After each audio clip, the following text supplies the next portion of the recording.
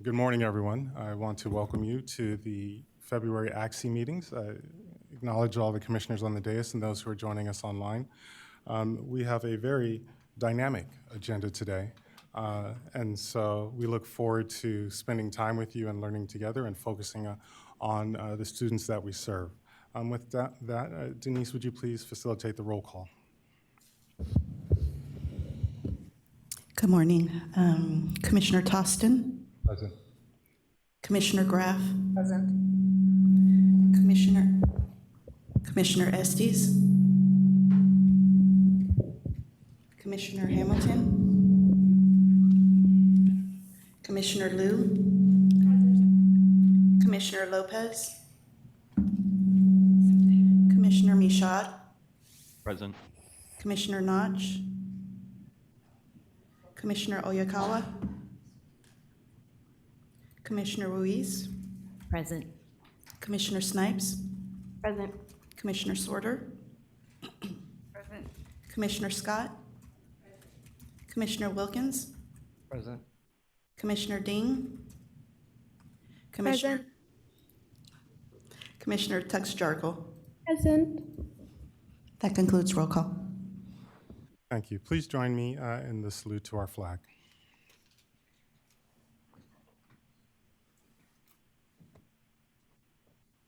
I pledge allegiance to the flag of the United States of America and to the republic for which it stands, one nation, under God, indivisible, with liberty and justice for all.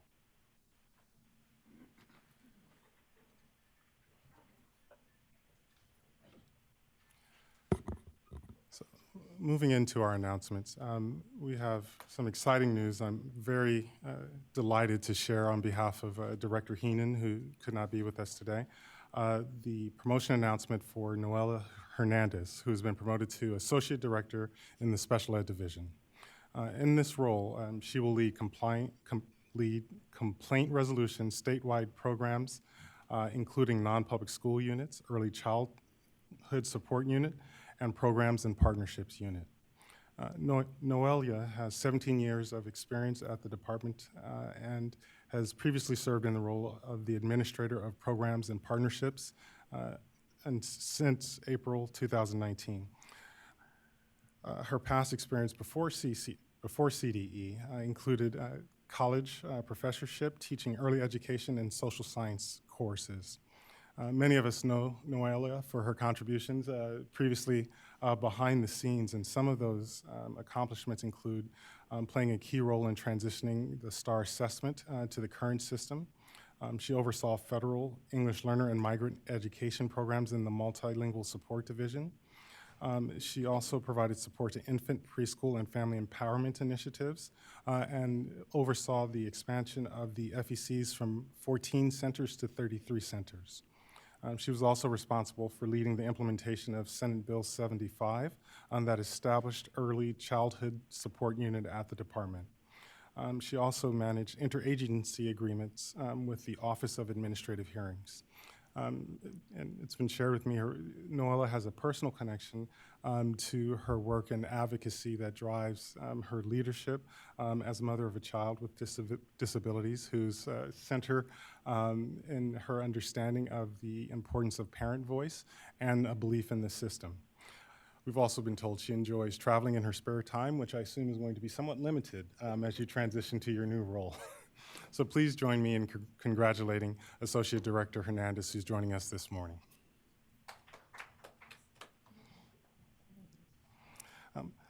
With that, I will move into a review of the day one agenda and just acknowledge that there have been changes to the agenda from what's been posted online. We will begin the day with an overview of the governor's budget to ensure that we have an understanding of the budget in general and any key special education related proposals. At 11 o'clock, we will transition into our Bagley-Keene training to ensure that we understand our responsibilities under Bagley-Keene. We will transition to lunch.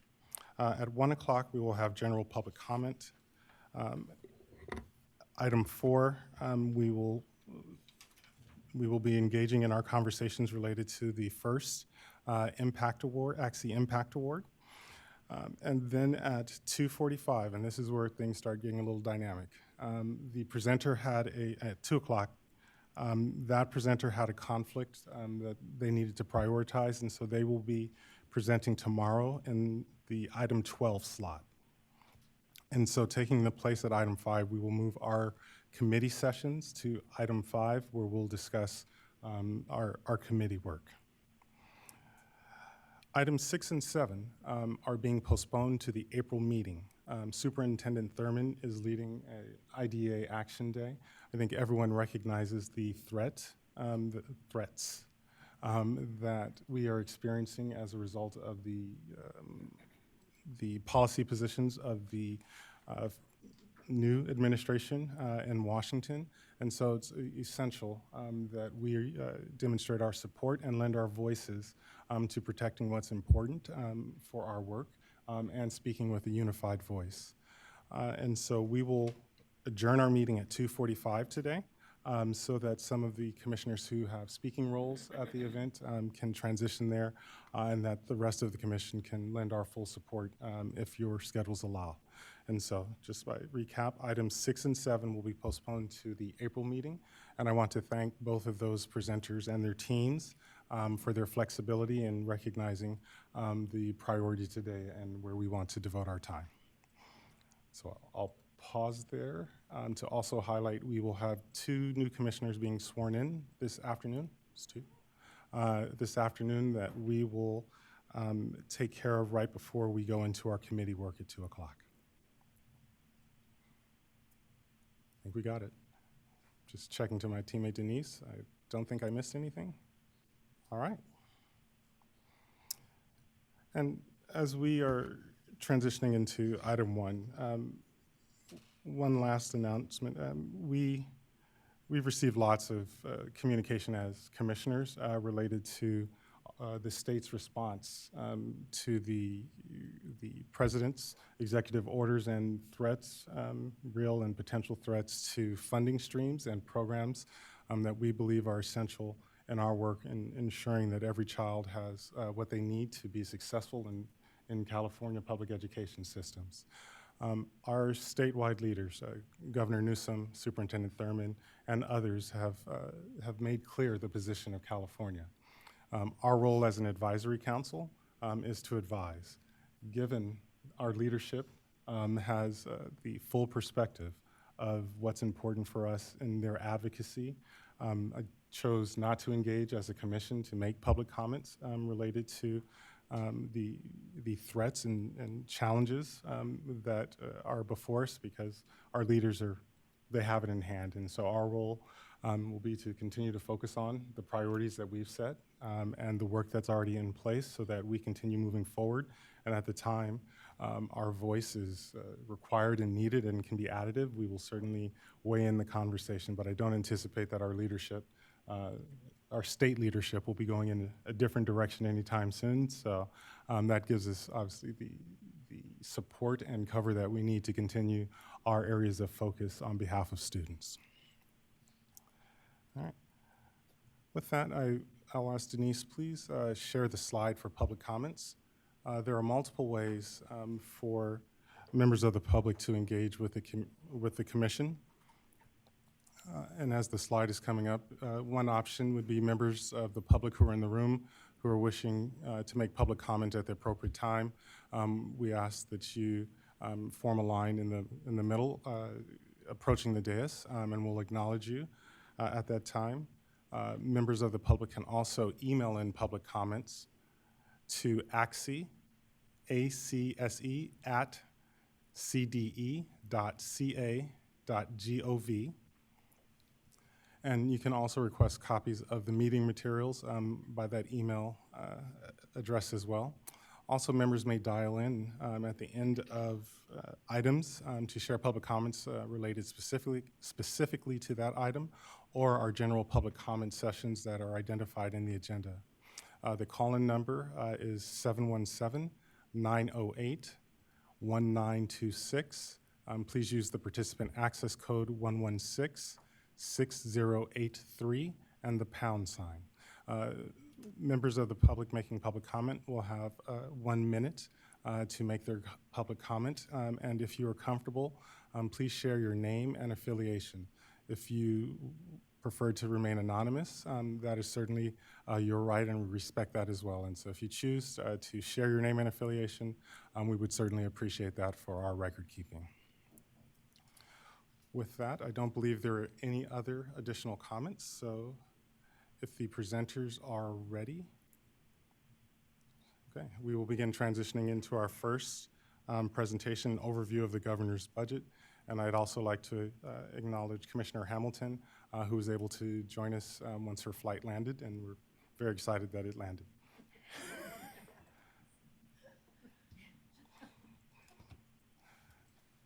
So with that, I want to thank Alina Powell and Liz Mai, our partners from the Department of Finance, who are here to share an update on the January proposed budget.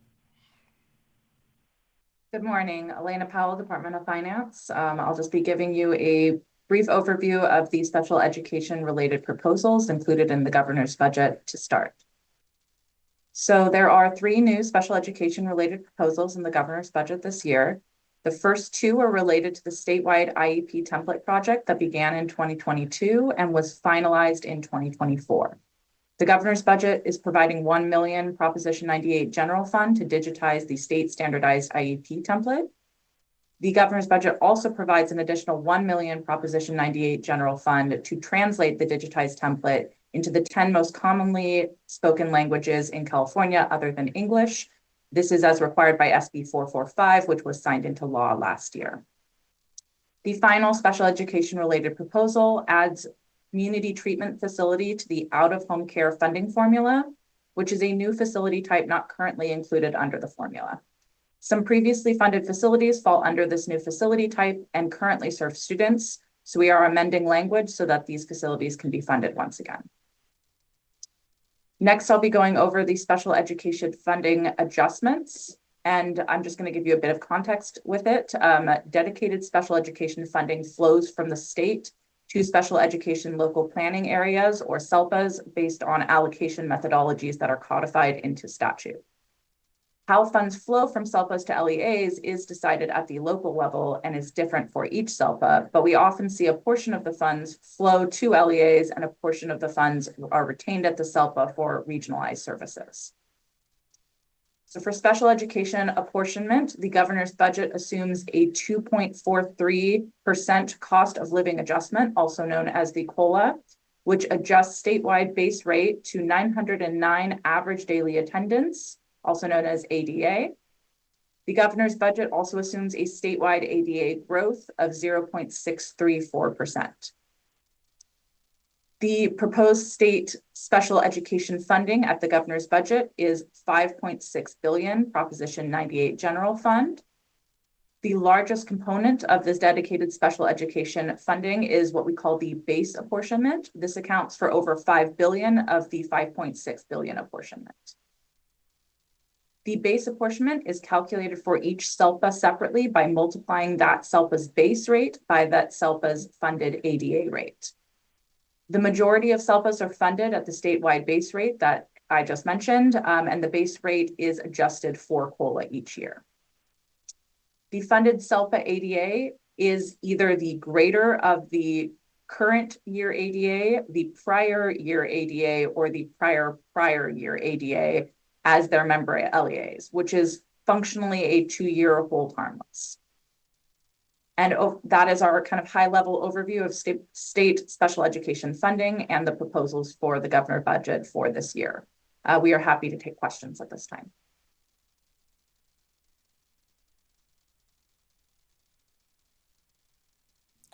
One question. Obviously, there's great attention being paid to the stability of our federal funding. Do you have maybe by reference the percentage of special ed funding that is comprised of the federal dollars, or how large of a component in our total special ed budget the federal dollars are? I don't have the percentage in front of me, but I will say generally we get about 1.4 billion in federal funds, and like Elena mentioned, right now we're proposing 5.6 billion for the state funded portion. And I think it's important to highlight that this represents IDA funding and special ed funding, AB 602, or supplemental funds. All students are still generating LCFF funds as well as any additional funds that the student may be generating on behalf of the district. And so the cost for special ed should not be coming solely from the state and federal allocations for special ed. It's also comprised of local funds that are used to fund special ed services as well. So scan the dais and online. Any additional questions from commissioners? Thank you so much for your presentation. I am following up on Chair Tostin's comments related to the federal portion of funding for California. Let's just go worst case scenario, and all federal funding is slashed. What impact would that have? What are the particular areas that we depend on for federal funding? And would there be any flexibility in terms of the state budget to be able to address any cuts from the federal government? Thank you.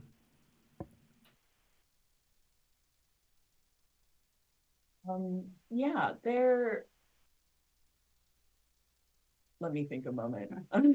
So I think broadly, right, the state would not be able to backfill all of the federal funds that we get from like Title I, Title II, all the different titles, IDEA. But we are still keeping kind of we're keeping track of things that are happening at the federal level. And right, the governor's budget is just a starting point. We will do a May revision and it will come out on May 15th, where we'll take into account actions that happen at the federal level and update our revenues. And right, the administration wants to reduce as much harm as it can. So to the extent that any federal actions are occurring before then, it will likely be addressed in the May revision. Thank you. That's that's very helpful to know that we do have the opportunity before May to kind of monitor what's happening at the federal level. I will say that from the university perspective, from higher education, grants are already being suspended for teacher preparation. And also possibly some areas related to LEA with regard to transition programs. I think there may have been a misunderstanding of what transition is. And so I really call everyone to pay attention to the information that's coming out from the federal agencies and so forth, and also to talk to your local universities in terms of possibly even increasing the shortage that we have of special educators. So thank you very much, and I'm glad that there is the opportunity to really monitor and to follow up prior to May. Thank you so much for your support.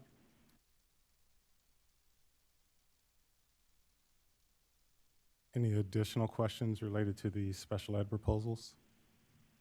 And I can't see the commissioners who are on Zoom, so if there are any hands raised there.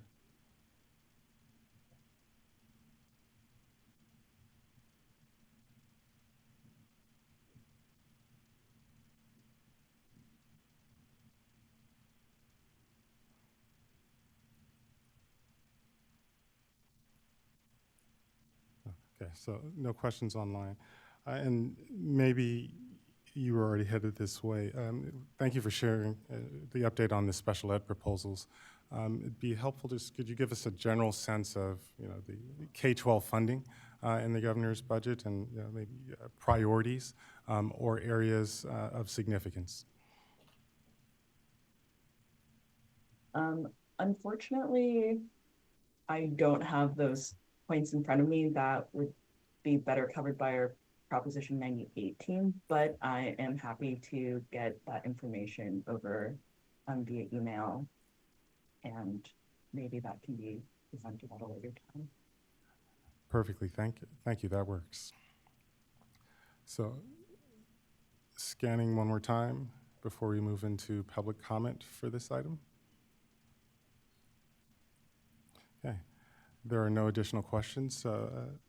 Alina and Alina and Liz, thank you so much for the information that you've shared with us and understanding the special ed proposals. And I want to highlight the work of the team at CCEE who facilitated the conversation about updating the IEP template. It is very affirming to know that that continues to be a priority so that our forms, our primary documents that we use, align with the values and visions we have for our students with disabilities, particularly the IEP template shifts to a more strengths-based and intends to be more collaborative for educators and families, and has went through a process of input and conversation and had broad support, and so very excited to see that moving forward, and we will keep tabs on that and be supportive of that work as it continues to progress. So are there any public comments in the room?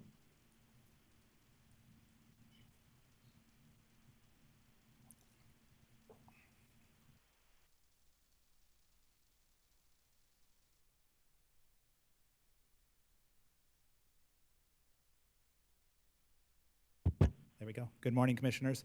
Scott Turner, Chair of SELP Administrators of California. Want to thank the Department of Finance for the presentation. Always pleased to see that the cost of living adjustment was applied to special education. There's been significant increases to the AB 602 base rates over recent years, so we thank the administration for the focus on our students with disabilities.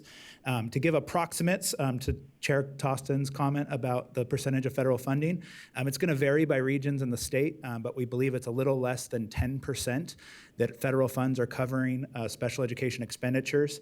The state is around 30%, and then the remaining 60% is funded by general fund contributions.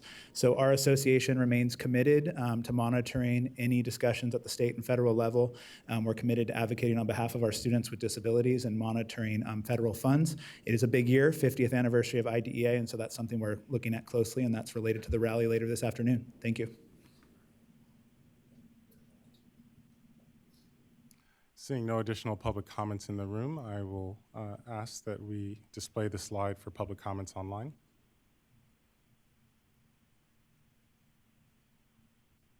So members of the public wishing to make public comment, please dial in now, and we will hold for a moment.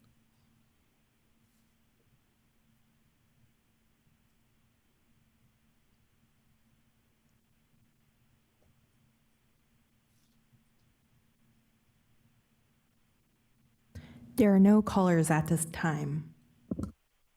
So we will close public comment on this item, and as we are transitioning, I just want to highlight something Chair Turner from the SELP Association of California shared in terms of the significant increases to state funding in special ed. I want to say going back to 2015, I believe the base rate for the lowest funded SELP in the state was around $546. And so to see that amount almost double in 10 years, and let's be clear, not saying that's adequate, but recognizing the significant investment that the state has made through countless task force and sessions where the state received public input and advice on the ways to increase dollars and to maintain stability. It is very affirming to see that we are, as a state, moving in the right direction.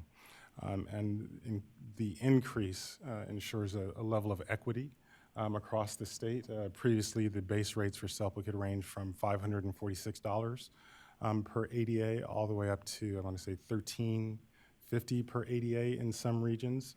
And the model went back to funding determinations that were decided in the 80s. And so to see the significant increase and update in state funding for special ed is very much celebrated and applauded, and highlighting the need for our continued advocacy for the full funding of IDEA. That's the rally and the convening that's happening later this afternoon. When IDEA was signed into law, I believe by President Ford, he said, "This is great in concept. I am certain that we will never fully fund it." And to date, that has been true. I think we receive, the last estimate I saw, around 14% of a full guarantee for IDEA. And so that shortchanges our teachers and our educators. And please don't take my in-the-moment math as law, but IDEA has not been fully funded. And so these are dollars that are rightfully our students' dollars. And so we want to uplift the advocacy that's taking place for the full funding of IDEA, and certainly would lend our support wherever necessary. All right, we are running a little bit ahead, and by a little bit, I can say 30 minutes. And so, rather than continue to stretch, why don't we pause, take a break, and our next presenter will be here at 11 o'clock, where we will receive, he's here? Okay.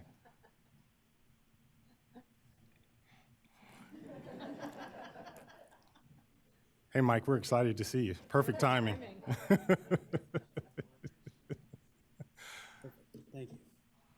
So moving into item 2, we're delighted to have Mike Ambrose with us, who's the Deputy General Counsel at CDE. Bagley-Keene is a mandated training for us as commissioners, and so we're delighted to have you with us to provide us our training. I yield the floor. Thank you. Hi, all, and thanks for having me here. So I am one of the deputy counsels at CDE. I want to kind of give a little disclaimer.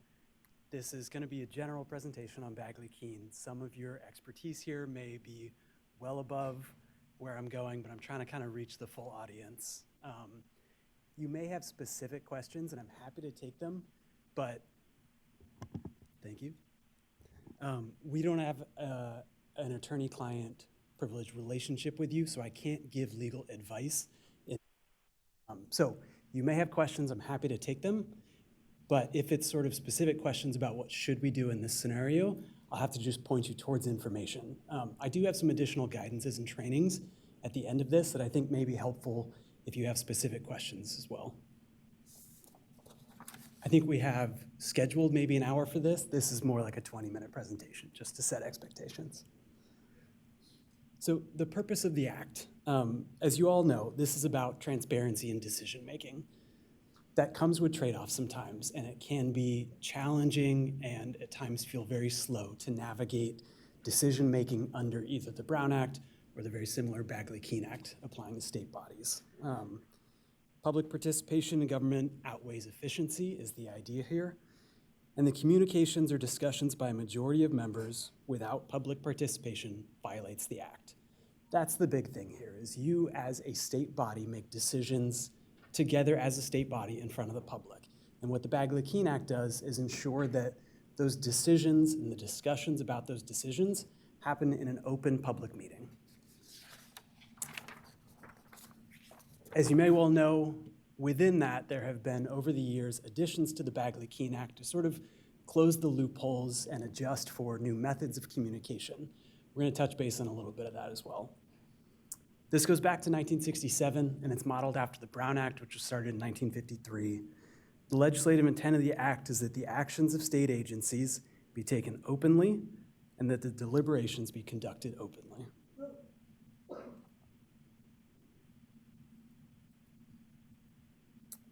Definitions. Meeting is probably the big one here.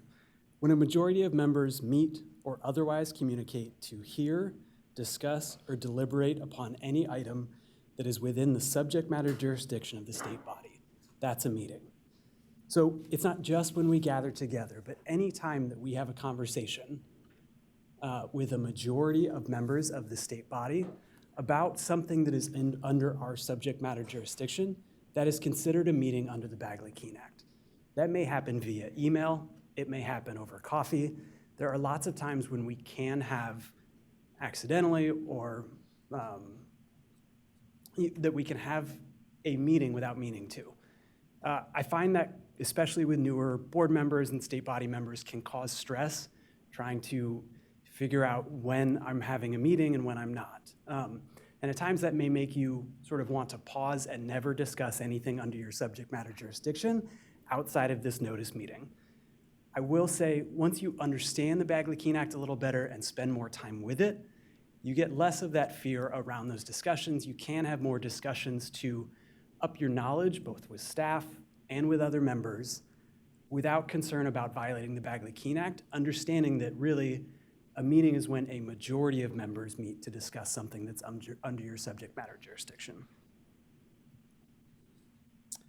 One caution here, I don't know that this state body has subcommittees per se, but a subcommittee of 3 or more members may constitute under the Bagley-Keene Act a state body, making the act apply to that smaller group. So normally when we say anytime you're less than a majority of members, you're not in violation of the Bagley-Keene Act.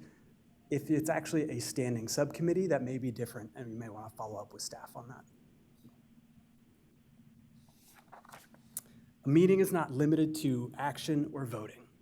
Sometimes we think about, well, it's just about when we make a decision as a board that we need to worry.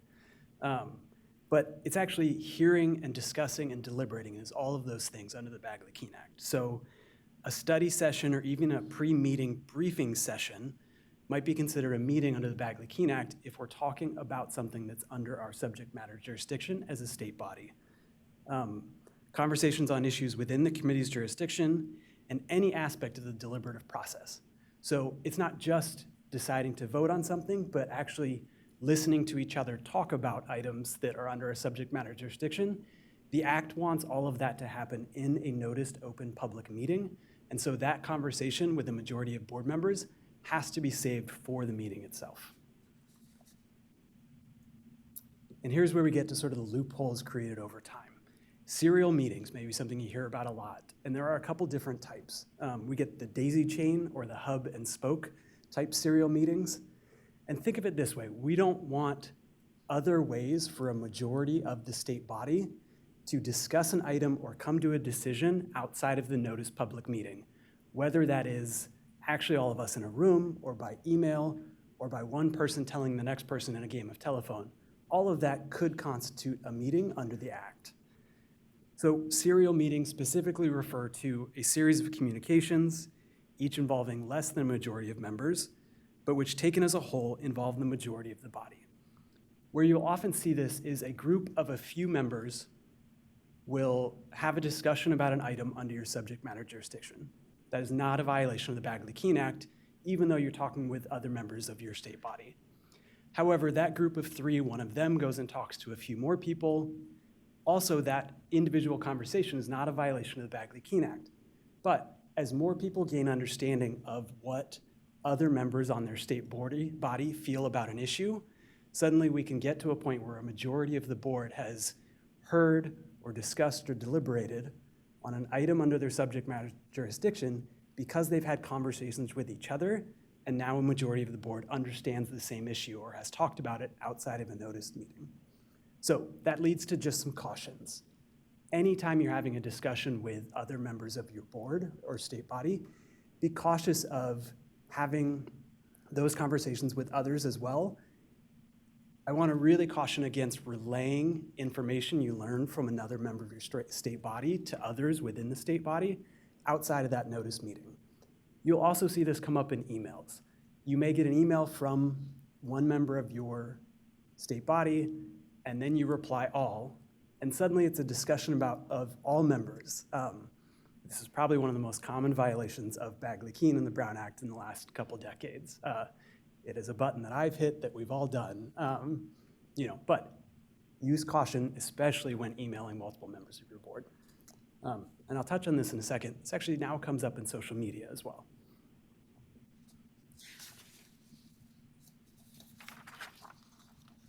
When you receive information, memos, agenda items, try not to communicate among yourself about the information outside of that public notice meeting. Use caution with social media and other electronic communication. On email, do not hit reply all. On the social media piece, think of LinkedIn, Facebook, whatever it might be. You may feel like you're communicating just with your constituents or the public, but your board members can read that as well. And when another board member then comments on that social media post, suddenly we have multiple board members communicating in a form that is not an open public meeting, but that others can see as well, and we get potential violations of the Bagley-Keene Act there. A private communication between a state body member and a staff member, so CDE staff that staffs your state body, to obtain information on a matter under the state body's jurisdiction is not a meeting subject to the act, as long as the staff member doesn't communicate your positions to other members. So this is an important one that I think especially newer state body members sometimes feel some trepidation about, is communicating with your staff member about items under your subject matter jurisdiction leading up to the meeting. That's actually totally appropriate and I think a good thing to help you get fully prepared for the meeting. What the staff member can't do is act as sort of a go-between to give you information on what other state body members may be seeing or hearing or deliberating about, because that has the potential then to create a serial meeting where that staff member acts as the hub to the spoke of all the board members. So in your discussions with with the staff, and you're trying to gather information and be fully prepared for your meeting, don't ask about what others are feeling on an issue, and staff members are trained not to share that information as well. The staff briefing exception allows state body members to get this information they need to prepare for a meeting by allowing staff to answer their questions. Under the safe harbor exception, staff may communicate privately with one member at a time without communicating the positions of any other member. This is a way you can do orientations for new members as well. That individual communication between staff and a board member or state body member is not going to be a violation of the act. Notice of the meeting, this is something you all should rely on staff for, but notice of the meeting has to be at least 10 days before, should include the date, time, and location of the meeting, must include the name and contact information of any person who can provide further information before the meeting, and shall include a specific agenda containing a brief description of the items of business, which generally need not exceed 20 words. You cannot deliberate on items that are not on the agenda. You must allow for public comment on each agenda item. You can limit the amount of time for speakers. My caution there, don't limit it only for the comments you don't like. That is a common sort of challenge for boards sometimes, is they remember this rule to enforce only when the comment comes up that they don't like. Make sure you're consistently enforcing that. And you can ask but not require members of the public to sign in. There are special rules for telephonic meetings of an advisory commission. In my understanding, this is an advisory committee. Ordinary rules for telephonic meetings of advisory bodies, such as this committee, differ from other state bodies. So ACSE is an advisory committee subject to the Bagley-Keene Act. As an advisory body, there are special teleconference rules that make it easier for you to hold virtual meetings. Obviously, you guys are able to hold meetings in person as well, and there are a lot of benefits to that.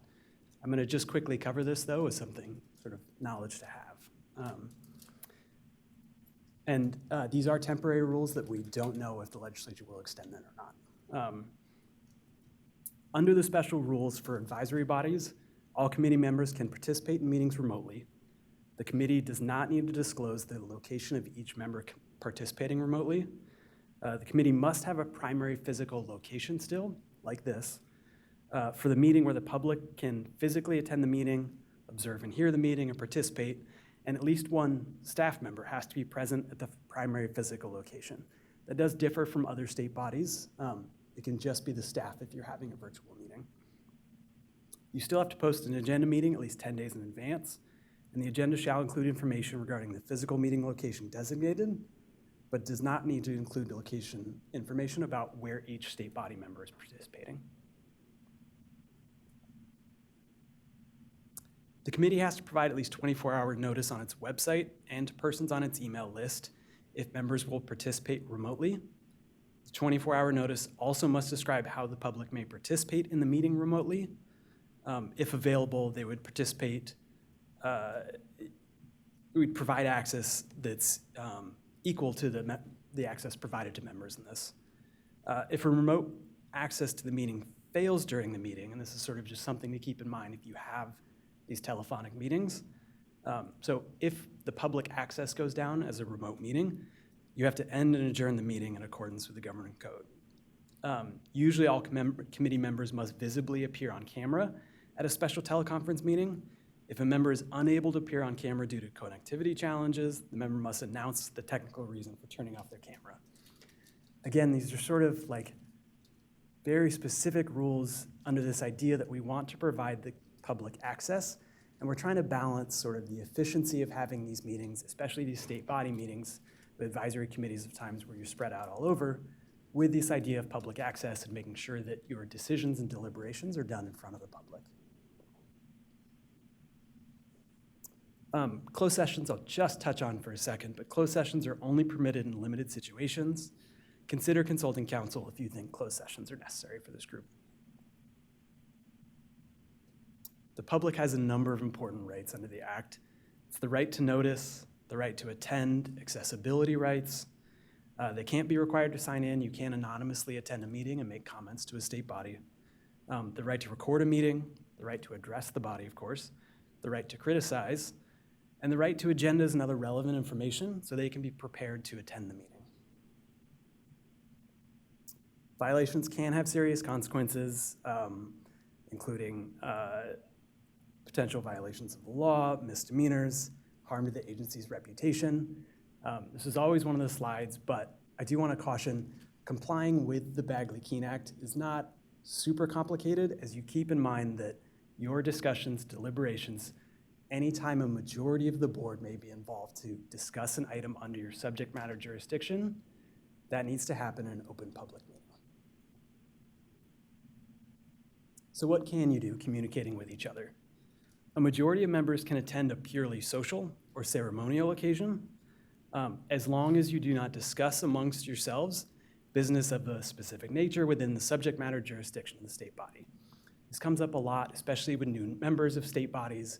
We'd like to get to know each other. We'd like to go to lunch and have a discussion just so that to kind of create camaraderie on the board to make our meetings easier. All of that is allowed under the Act. You can always get together, including with a majority of the board, to discuss items that are not your subject matter jurisdiction. We're going to talk about my kids and our grandchildren and all that. None of that is subject to the Act. There are boards that advise not to do it because they worry about the perception. I walk up, I see 5 members of my local school board sitting together having coffee. I don't know as a constituent if they're talking about social lives or items under their subject matter jurisdiction, and it creates some worry for me as a constituent. For some people, they worry about that type of perception and don't have those social meetings, but it is not a violation of the Brown Act for them or a Bagley-Keene Act for state body members as a majority to get together on a social occasion, as long as you're not, again, talking about the items under your subject matter jurisdiction. Individual contacts or conversations between members are not violations of the Act, although we need to be cautious of serial meetings. Anytime it's less than a majority of the board having a conversation, that in and of itself is not a violation of the Bagley-Keene Act.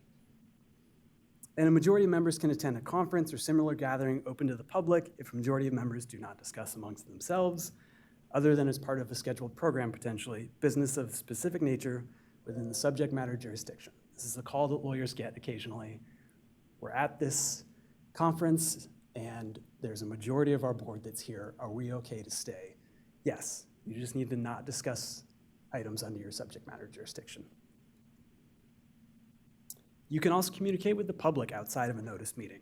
You can share the work of the committee. You can indicate whether the views expressed by the public whether the views expressed are those of the committee or your own. You can listen to members of the public. You should not indicate how you intend to vote on a pending matter necessarily, but the Bagley-Keene Act is not intended to stop you from communicating with constituents and members of the public, members throughout the state who have opinions on the work that you're doing as this body. Couple resources. The Department of Justice has an updated Bagley-Keene Act training. It's an hour long, it's great. It provides more information here if you're interested in that. And I think this meeting guide was updated last year. It's really excellent. It is something that I use as sort of a first blush. Okay, Control F. I can't remember if we can do this training. It's available on the website as a PDF. It's a really helpful resource. I highly recommend just downloading it, having it as a reference when you have questions. that's it for a short presentation. I really appreciate the time from you all. Any questions? Thank you. Commissioners, any questions online or in the room? Thank you so much for your presentation. That was very, very helpful. I also serve on the board of a local LEA, and I'm curious about the distinction between the Brown Act and Bagley-Keene, because I know there's been some confusion, I think, about continuing meetings on Zoom and this sort of thing. I mean, are there some differences between the Brown Act and Bagley-Keene about those kinds of meetings? Yes. So specifically around like telephonic meetings, there are going to be differences. Like your knowledge of the Brown Act will 9 times out of 10 serve you perfectly well for the Bagley-Keene Act. They're very similar. For telephonic meetings, especially as an advisory committee, there are special rules that make it easier for your state body to meet. And so if you go back in the slides, and I think you should have a copy, that code section will spell out everything you need for a telephonic meeting. And it is not, you don't have the same requirements, it's not as strict requirements as your local board to have a telephonic meeting there. Thank you, that's very helpful. I've been trying to think of how to phrase this as a question that's not seeking legal advice. So, specifically around serial meetings, obviously there's communication that happens via email. And if I send out an email to commissioners alerting them that we're going to have red pins at the next meeting, if everyone hits reply all and says, no, I think we should have blue pins, purple pins, that becomes deliberation. Is that a fair description? If you were the advisory committee of PENS, and that was I think it would raise, at least for me, some concern having that back and forth discussion about it. If it's not an item under your subject matter jurisdiction, then it doesn't fall under the act. But with that reply back and forth where members are stating an opinion on something or expressing an opinion on an item that's under your subject matter jurisdiction, even though it's just being via email, even though it may be relatively minor, it does have the potential to run afoul of the Bagley-Keene Act. And so I would caution against replying all, sharing your opinion with any time with the majority of the board if it's something that's under your jurisdiction. In the same hypothetical scenario, using the blind carbon copy and saying, hey, everyone who's on the commission of pins, thinking about blue pins, see you at the next meeting. If individual members reply back to the sender, does that create a serial meeting, given that not everyone is involved in the conversation? So I think we may be getting a little close to legal advice that I can't. But I will say on the serial meetings, if I, as an individual member, hear from a number of different members, sort of what they're thinking, it does raise some risk. I would caution against sort of, even as an individual, learning how others are potentially going to vote or what they feel on an issue. Even if you don't share it with others, that it creates sort of additional risk that I think those discussions should happen in an open meeting because it's under your subject matter jurisdiction. That's not to caution against like an individual conversation. I want to meet with one other member and I want to understand this issue better and I want to talk through this. That's not a violation of the act itself.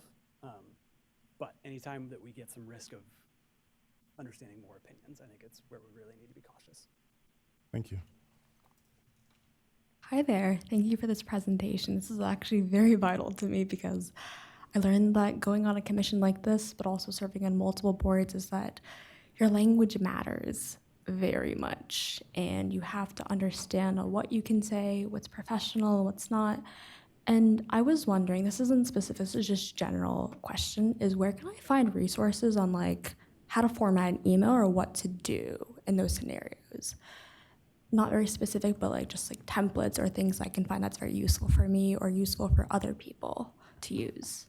Great question that's outside of my expertise. So in terms of like more knowledge for what you can say under the Bagley-Keene Act, I do think the guidance included at the end of the slides is going to be a helpful one, but it's not going to get you sort of all the way there from a board guidance or like state body guidance perspective. Staff may have more resources to share. I think it's a great question that I don't have the answer to. I think that would be great in the future is to have those templates.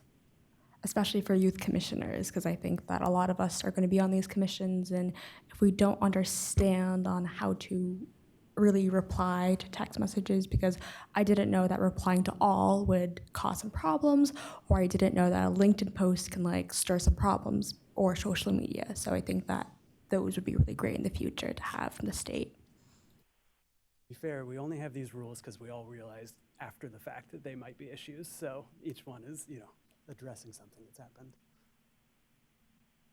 Commissioner Liu? Thank you again for your presentation. Is this working? Okay. You gave us the definition of a meeting. That was great. But I would like a definition of what a state body is. That's my first question. And my second question is, why does Bagley-Keene Act not apply to the Senate and the Assembly? I would think that those two bodies are state bodies as well. I believe they're accepted. So there is a definition of a state body that I don't have in front of me. And it's an analysis, gosh, I wish I had it off the top of my head. I can share it with staff to share with you, but there are legislative exceptions for the legislature, is my understanding. So it is at times a complicated analysis what is and is not a state body, and I can share sort of language with staff to share with you, but I don't have it off the top of my head. Is it based on the language of the statute versus other case law on that, or? There is statutory language that helps you determine who is and is not a state body. I see. And we're a state body, and all state agencies are state bodies. But then exception for Senate and Assembly who created this act, right? It's actually a little more complicated, so I don't want to get into it fully here, but I can share with staff. I know it's not, none of that's very satisfying. It's the very lawyerly question. It depends is the answer, but we can share additional information with staff to share if there are questions about whether you qualify as a state body in particular. Thank you. Well, and having been deep into this matrix for a number of conversations in my time on the commission, I can tell you it gets more complex, but an example of a state body would be the State Board of Education, who's authorized to make decisions and has authority to implement policy, whereas we are an advisory body to other state bodies that make decisions and implement policy. The Water Commission, or I'm sorry, the Board of Water Resources probably has a state body board. And so there are a number of exceptions deep in the Bagley-Keene matrix. We fall as an advisory body, and so there's some, I won't say limitations, but differences in terms of how we comport ourselves when compared to the state board, but the foundation is relatively consistent in terms of our deliberation around matters that fall underneath our jurisdiction. Scan for any additional questions, thoughts, hopes, beliefs, dreams about Bagley-Keene. I just want to check with our commissioners who are online. Any questions or thoughts?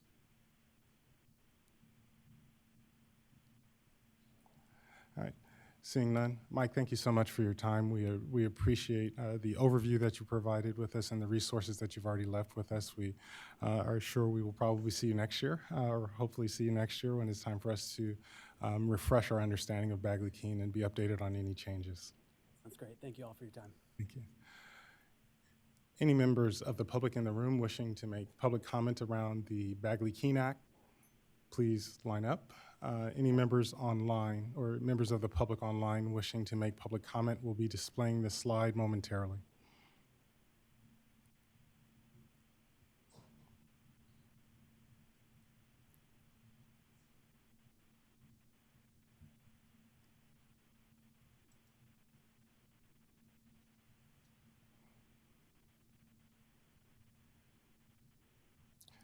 Seeing no members of the public in the room wishing to make public comment, I will close public comment in the room.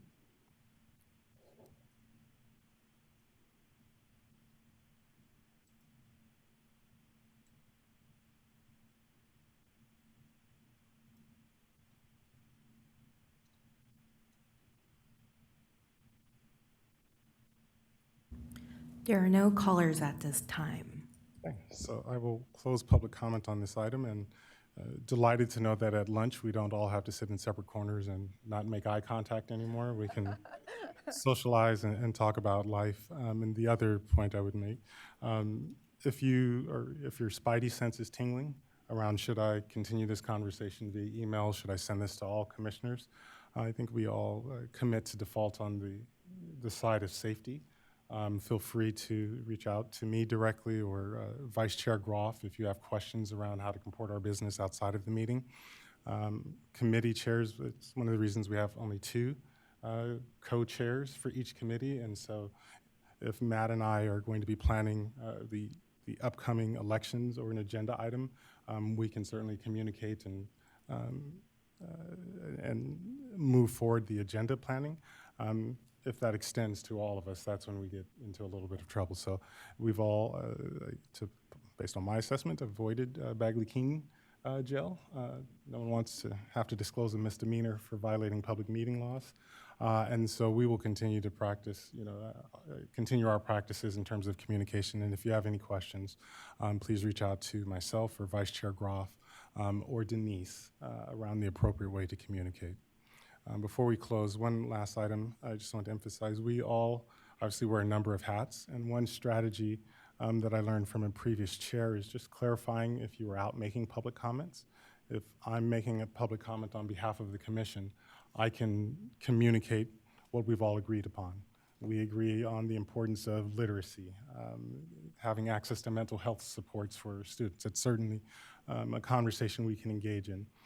At the point that I begin making comments that are not connected to decisions that we've made or positions that we have as a commission, then just clarify for your audience, I'm taking off my commissioner hat and I'm just David, I'm a regular guy, and I believe we should have blue pins. Thank you very much. And so just clarifying the role that you're playing, whether a professional capacity or a commissioner, and that is one way to navigate how we're representing the voice of the commission. All right. That concludes item 2. And we are well ahead of time. So at this point, rather than continue to make our agenda more dynamic, we will take an early lunch and break now, and we will resume at 1 o'clock with general public comments and the remainder of our agenda before we transition to support Superintendent Thurman's Day of Advocacy. Thank you all.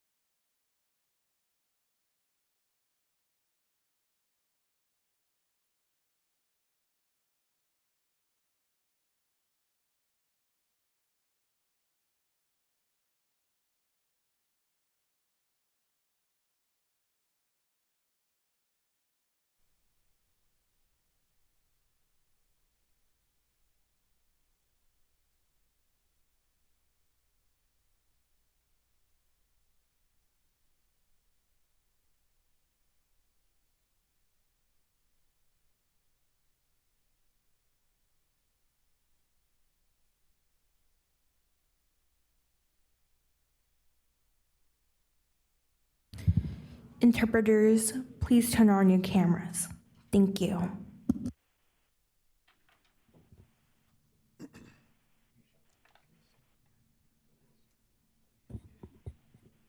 We're good.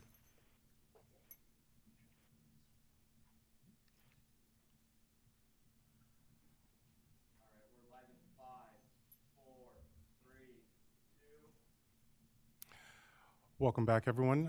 We hope that you enjoyed a brief break in the day and you enjoyed your lunch. We are going to resume our meeting, moving into item 3. This is an opportunity for general public comment. We'd ask for any members of the public in the room wishing to make public comment to please begin lining up. Additionally, if we could share this slide for members of the public following online who would like to call in and make a public comment to be able to see that information.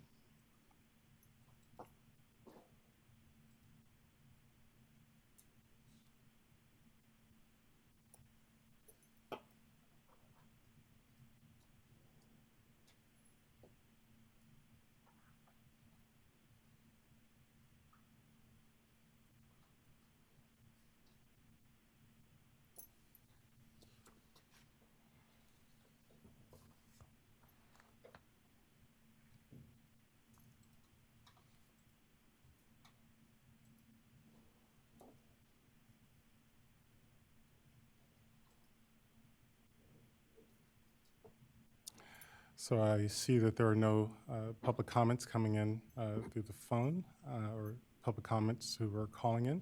Also seeing no public comments in the main meeting room, so we will close the public comment section at this time and move into our next item.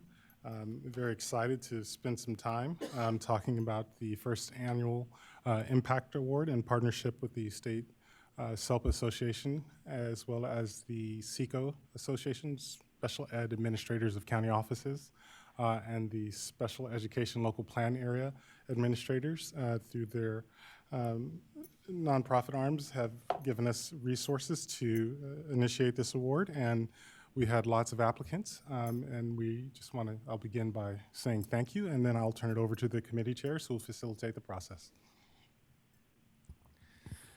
Thank you, Chair Tostin. Hi, everybody. Very excited to get a chance to talk about all of our wonderful applicants for this year. Once again, we received a record number of applications this year for the inaugural ACSE Impact Award, which is super exciting. It surpassed the large number of applications we got for last year's Goal Award, and so we're very excited about that. In addition to the large number of folks, we continue to field a very wide variety of applications. We got applications from all the way from preschool through post-secondary transition programs. We got applications from districts, charters, SELPAs, JPAs, county offices. And so it was exciting to see in this first year of the ACSE Impact Award so much interest in applications for the award and such a high quality of applications as well.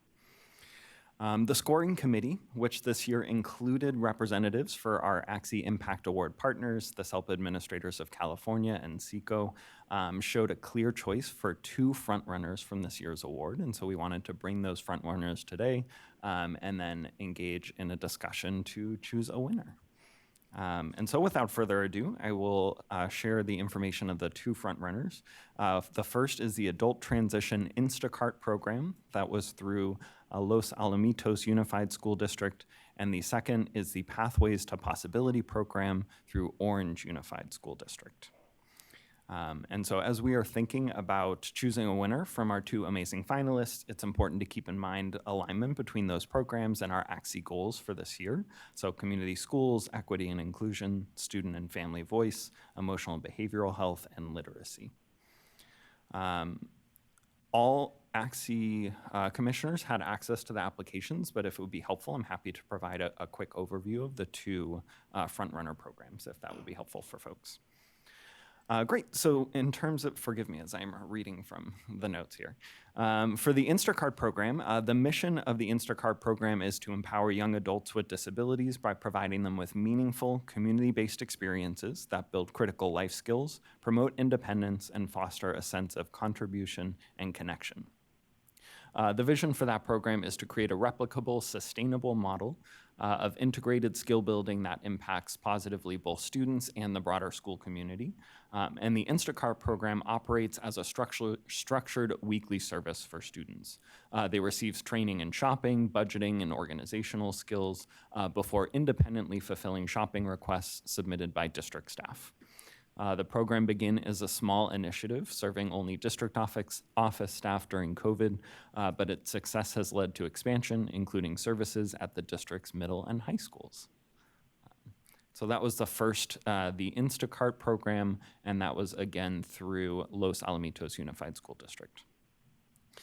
In terms of Pathways to Possibility, this was launched in 2018 and heralds a courageous and monumental shift in Orange Unified School District's commitment to equitable and inclusive educational opportunities for students with disabilities.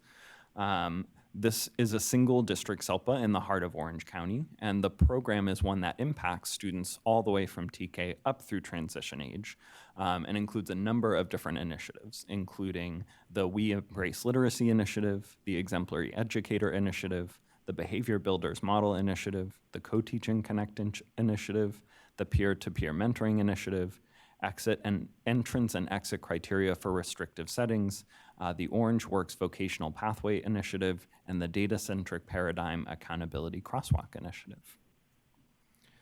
And so with those two overviews, I would love to kick it to the commission for deliberation, and we can choose one of these programs to be our first annual ACSE Impact Award winner. Did I miss anything, Commissioner Hamilton?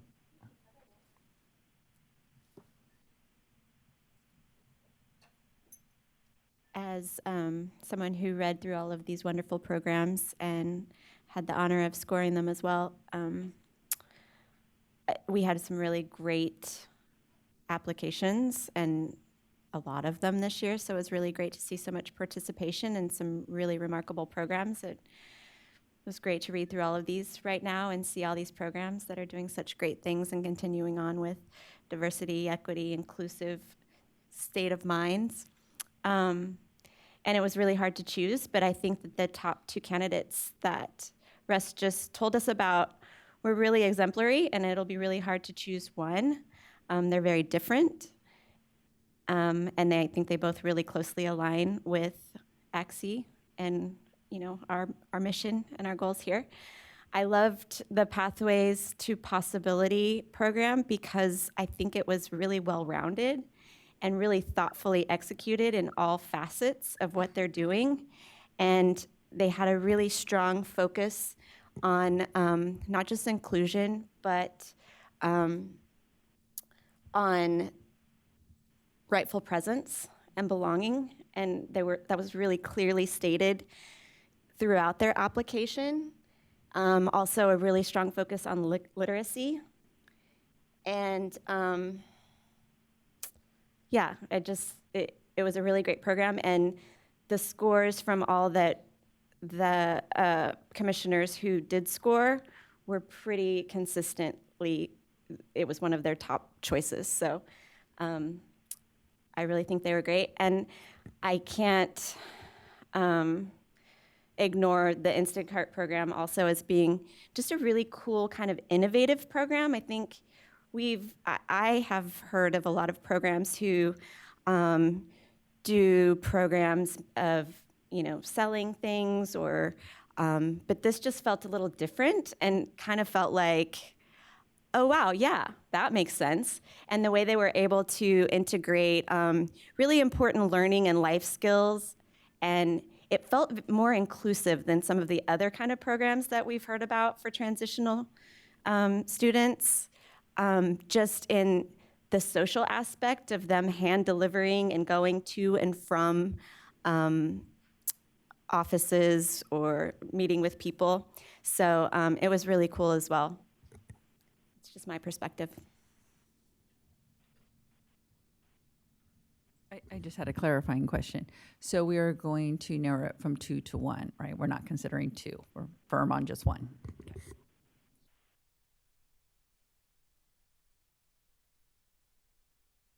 I would echo Commissioner Hamilton's comments. All of the, and Commissioner Michaud, all of the applications were of high quality and aligned with our priorities, and just really impressed at the work that's taking place across the state. Some of the attributes that really stood out for me with the Orange Unified Pathways to Possibility program, the measurable impact that they're having in terms of graduation rate, the reduction of students being placed in non-public schools outside of the community. They referenced the number of students who were able to be served back in the district and having their needs being effectively met. And I really appreciate like how they integrated all those various different programs in terms of literacy and the behavioral components and the scale at which they're impacting their local community really jumped out at me. And you know, the Instacart program, I don't know if you saw the video, they had a local news clip of the video, and to hear the student articulate what they're learning, the growth that that young man experienced in his time in the program, and the employment skills that he was able to articulate in terms of, I know how to shop, I know how to double check my order, and sometimes they don't have the right item, and so, there are a number of programs that are similar in terms of selling at coffee shops. I think last year we saw farmers market, a program centered around the produce that they were growing, but this one had a very different feel in terms of the connections in community. And so for me, you know, both programs, I think, speak to our priorities. The Pathways to Possibilities program, for me, ranked a little bit higher, just primarily based on scale and the ability to replicate that program across the state, because it wasn't unique to their context. It was, you know, I think they said 2014, they looked at their data and saw a number of challenges, and their response was, you know, very innovative and very sustainable based on the success that they're experiencing with the students and families in their community. Any other input from?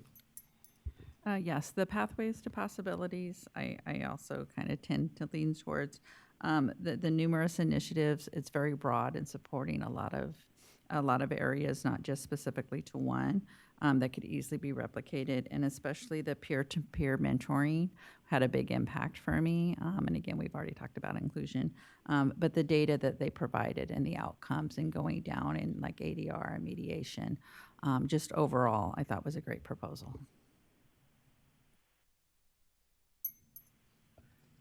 I had the pleasure of reviewing all these applications, and reviewing Pathways to Possibilities program and the application, I just said, wow, this is really incredible. And just reading the student's story, it talks about a girl named Ella who goes to this high school in their district, and she talks about having a visual impairment, but then she really she gets support from her community and her SELPAs, from taking AP rigorous courses, to authoring a heartfelt guide aimed at empowering individuals with chronic health conditions. So you really see this of the service of above self, but really the service of impact of communities. And just seeing districts and communities really focusing on that, on not empowering the youth, but really giving that voice for youth, giving the skills and tools needed, it really just stood out to me. And that's something that my school district did very well, and what my schools did well. And I think it was just incredible to see from also a parent testimonial, and it's very easy replicable for many school districts to do. I think this could be a good way for school districts and SELPAs to see like what they can take away and what they could bring to their communities. So I second that support.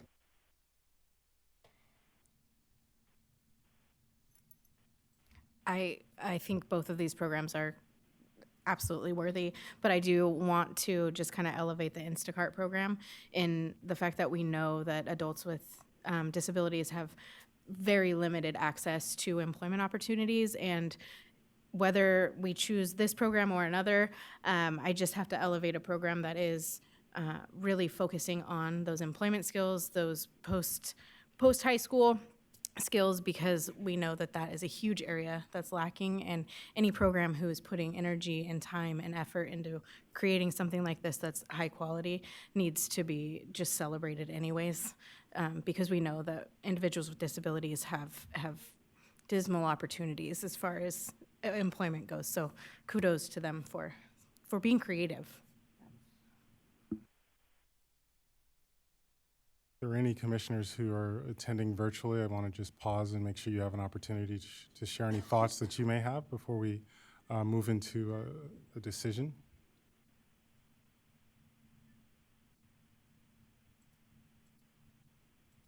Going once? Yeah, this is Rachel. Hey, everyone. I feel like one aspect of having so many great applications is that it is so hard to choose just one.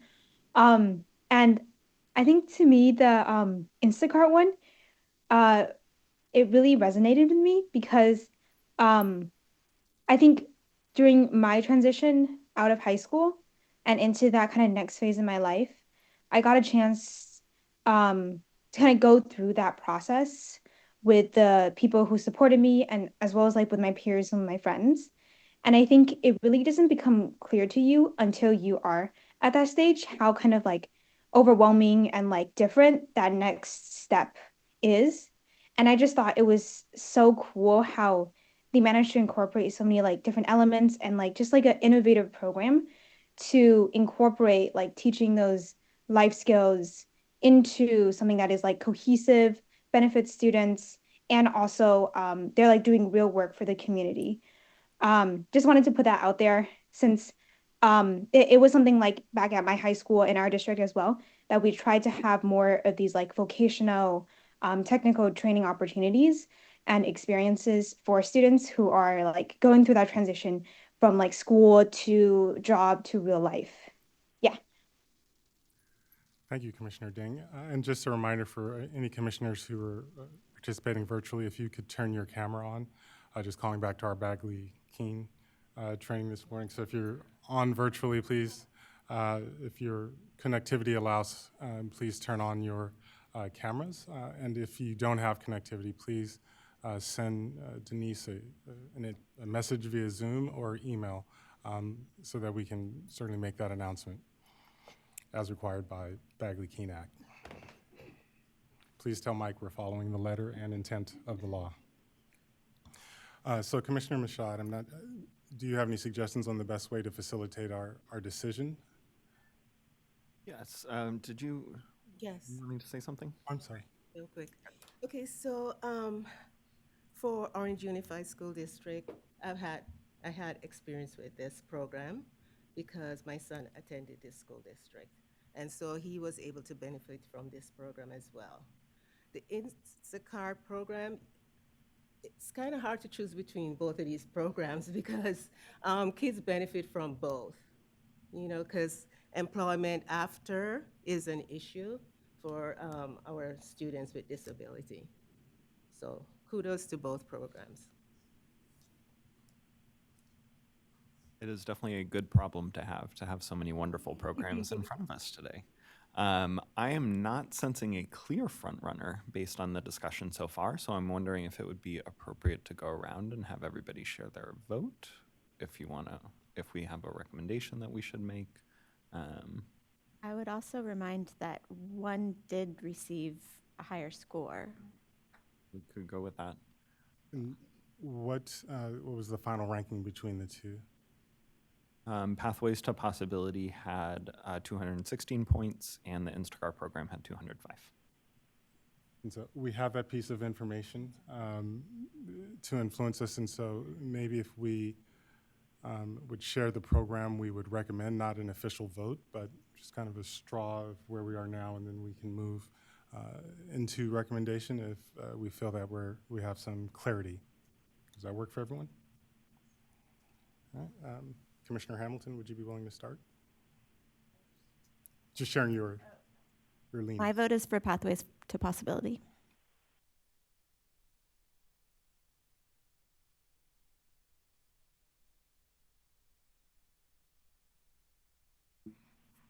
I cannot make a decision on my own, and so I would go with Pathways to Possibility because of the scoring only.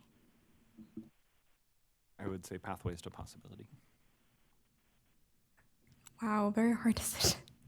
But I would say Pathways to Possibilities.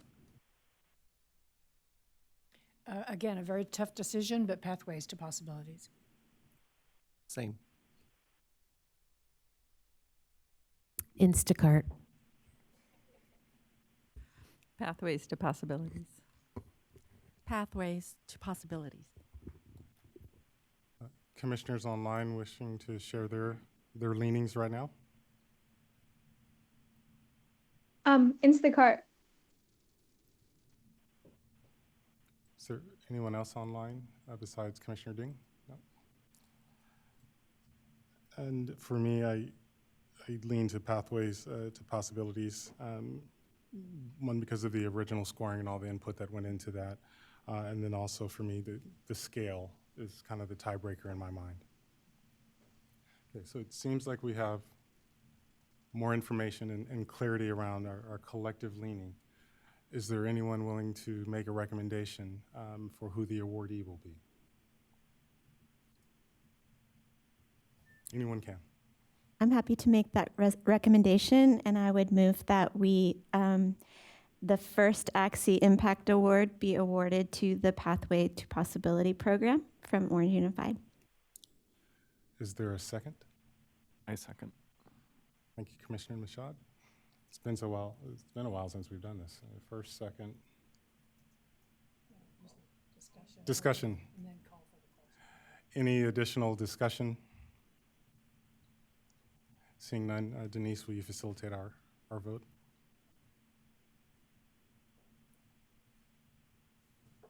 Commissioner Tostin?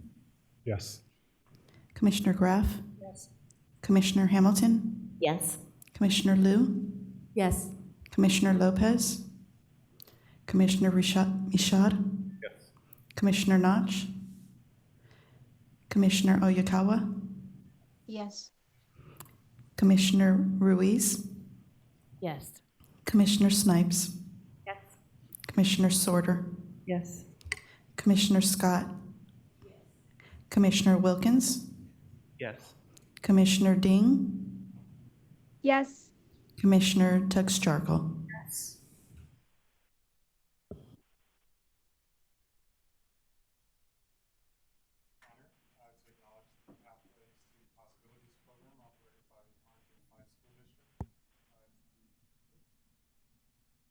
My mic was off, but I said some really nice things.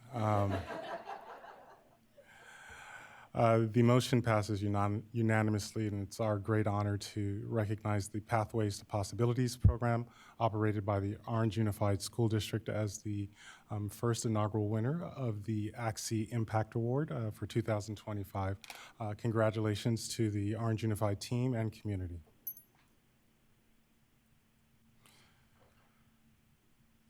So, we've referenced the number of applications that we received that were all high quality. And while we have identified a recipient of the award, I believe that it's appropriate for us to follow up with thank you letters to all of the applicants, and I'll work with the committee to sketch those out. But also, maybe we can put a summary of all of the programs that we received applications from that kind of describes their program, and we can publicly share that so that those programs are also given some level of honor and recognition for the work that they're doing, because we also want to generate and inspire other ideas of folks who say, you know, I love that program. I think we can do that in our community as well, or reach out and learn from some of the applications based on the work that they're doing. And assuming they all would give us permission to share that information, I believe by our June meeting, we could probably summarize the highlights of all of the applications and share that information publicly. I was just going to suggest, I believe last year in the annual report, we recognized both the first and second place award winners based on, having a really tough decision, and I would like to suggest that we do that again this year. Any other thoughts, ideas about how we can honor and recognize the other applicants? I think this is also a good time to collaborate with our partners in this award and determine some additional ways that we can recognize not just our winner, but others. Absolutely. Good seeing you. Okay. Just want to pause for any commissioners online who may have some input. Okay. So Commissioner Michaud, can you just remind us all, what are the next steps? Yes, so we will send letters to all applicants, updating them of their status. We will then work on creating summaries of programs to bring to our June meeting. We'll be working with our partners to connect them with the winner so that we can begin the process of creating a video.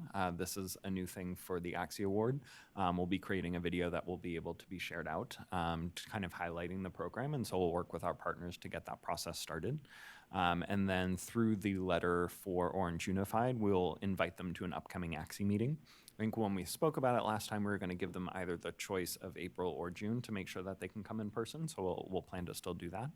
And then whichever meeting they are able to join, we will work on getting them a luncheon that we can celebrate with them. Since this was the first year of the new ACSE Impact Award, if you have any feedback, questions, things to add in, please send it over to Commissioner Hamilton and I. We've already gotten a great suggestion for an additional question to ask for next year. So if you have any feedback on the process or anything we've talked about today, send it over. I just also want to take a moment to thank Commissioner Mashad and Commissioner Hamilton for their work in organizing the process with our partners from State SELPA. I know there were a number of folks who were involved in kind of finalizing the rubric, the application, and then certainly other reviewers from the SELPA Association as well as SECO who provided their input in the process as well, in addition to the financial support so that we can highlight pathways to possibilities and make sure we're disseminating that information, but also to provide them some resources to support their continued work and expansion down in Orange Unified. So I just want to, on behalf of all of us, thank you so much for the investment of time and resources and passion and inspiration, and for all of the reviewers who spent time reviewing the applications. Thank you, and to all the applicants, we want to honor you as well because we recognize it did take a commitment of time to go through all of the prompts and describe your program, and so we appreciate that and hope it was a valuable exercise for you as well. And I'd also just highlight any of the programs that applied this year are not precluded from applying again next year. So please feel free to submit again if you so choose. We'd be honored to learn how your programs have grown and evolved since we last saw them. So unless there are any additional comments or business on this matter, we will move to public comment. Some of our partners are in the room, so we certainly invite them up to share any public comments, as well as any members from the public who are joining us virtually who would like to make public comment. If you have the number, feel free to begin dialing in now, and we'll be posting that slide momentarily.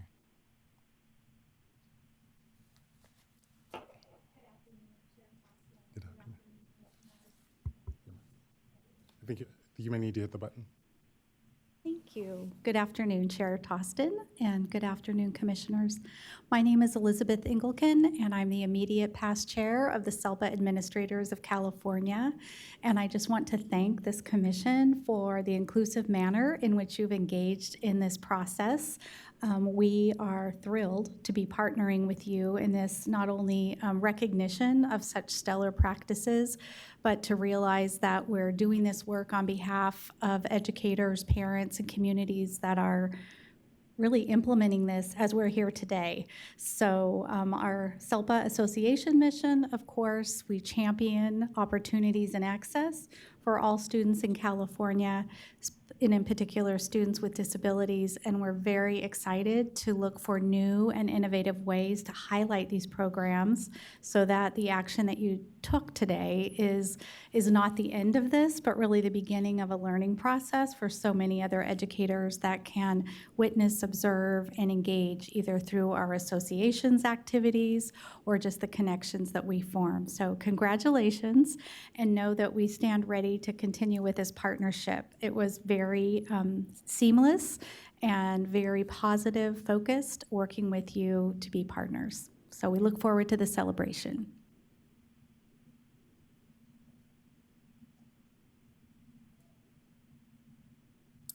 Good afternoon, Chair Tostin and Commissioners.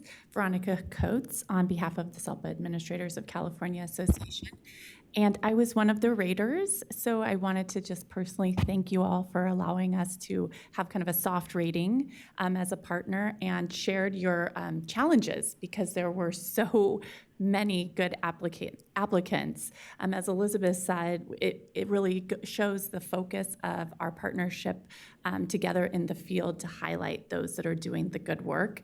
And we do stand ready to highlight those that may not have surfaced as the top, but how can we continue to inspire the field and our students? It was a really difficult choice. I labored over it. I took all of my time. I sent my ratings in at the very last minute because there were so many good applicants, which shows the good work that you have done to kind of rebrand that award as well. A record amount of applicants, as well as from the top of the state all the way to the bottom, charters, full, big districts, small districts. I just want to highlight what you all did. It was a seamless applicant process, and can't wait to celebrate Orange Unified. So cheers to them. Thank you. Thank you. Hi, I'm Kara Shikoski. I'm representing SECO, and we also wanted to thank you for allowing us to participate with you in this partnership. We're super excited because we feel like the interaction between the SELPAs and SECO, County Office Administrators for Special Ed, gives us that opportunity to bring in even more programs for you all to know about, because there's a lot of great work going out there, and I like to celebrate it. So thanks again. Thank you, Kara. Seeing no additional public comments in the room, we will close public comment in the room, and we will pause momentarily to see if we have anyone calling in.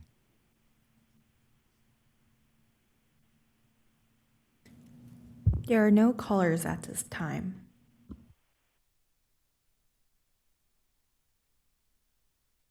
When we were going through public comment in the room, was the slide displayed for the virtual participants? Okay. So having no public comments calling in, we will close public comments for this item. And again, thank you to everyone who engaged and participated in this process in any way. We are so appreciative of your time, dedication to uplift practices that are happening in our state that have impact. And so with that, we will move into item 5, which I will remind everyone is now item 12, our committee time. But before we go into committee time, we have 2 commissioners who need to be officially sworn in. And so before we go into that, we'll have 2 more celebratory moments, and then we'll transition into committee time.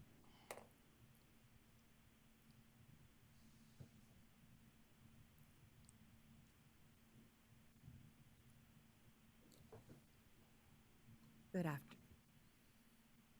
Hello. Yeah. Good afternoon, everyone. It's nice to be with you today. Again, I'm Allison Yoshimoto-Tari, liaison from the State Board of Education, and it's always my pleasure to be able to do an oath. And so today I'd like to welcome up first Matthew Wilkins, and congratulations again on your appointment. Let's see, how shall we do this? Maybe this way. Does this also apply? Okay, perfect. How are you? Good. Good. Okay, if you'll join me in raising your right hand. I do solemnly swear. I do solemnly swear that I will support and defend that I will support and defend the Constitution of the United States the Constitution of the United States against all enemies, foreign and domestic. against all enemies, foreign and domestic. That I will bear true faith and allegiance That I will bear true faith and allegiance to the Constitution of the United States to the Constitution of the United States and the Constitution of the State of California. and the Constitution of the State of California. That I take this obligation freely That I take this obligation freely without any mental reservation without any mental reservation or purpose of evasion. or purpose of evasion. And that I will well and faithfully discharge And that I will well and faithfully discharge the duties upon which the duties upon which I am about to enter. I am about to enter. Thank you. Congratulations. Thanks. Really appreciate it. And of course, we will sign an oath for you and have a nice copy for you as well, Matthew. And now I'd like to welcome Russell Michaud.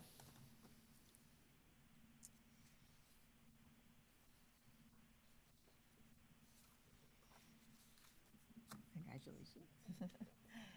Please raise your right hand and repeat after me. I do solemnly swear I do solemnly swear that I will support and defend that I will support and defend the Constitution of the United States the Constitution of the United States against all enemies, foreign and domestic, against all enemies, foreign and domestic, that I will bear true faith and allegiance that I will bear true faith and allegiance to the Constitution of the United States to the Constitution of the United States and the Constitution of the State of California, and the Constitution of the State of California, that I take this obligation freely that I take this obligation freely without any mental reservation without any mental reservation or purpose of evasion, or purpose of evasion, and that I will well and faithfully discharge and that I will well and faithfully discharge the duties upon which the duties upon which I am about to enter. I am about to enter. Thank you. Congratulations so much. Thank you for your service. And thank you all, and today, Matthew and, gosh, I got these all confused. Excuse me. Matthew and Russell today for your ongoing service, and thank you all for your service as commissioners. We appreciate it. Thank you. Thank you so much, and congratulations to both of you. On behalf of all of your peers, thank you for your continued service, and we look forward to your continued impact in your second appointment. Moving into committee time, just a few quick announcements. Wanted to highlight that our Mental Health Committee that was previously co-chaired by Commissioner Estes and Commissioner Topolin. Both have finished their service to the commission, and so we have vacancies for the Mental Health Committee.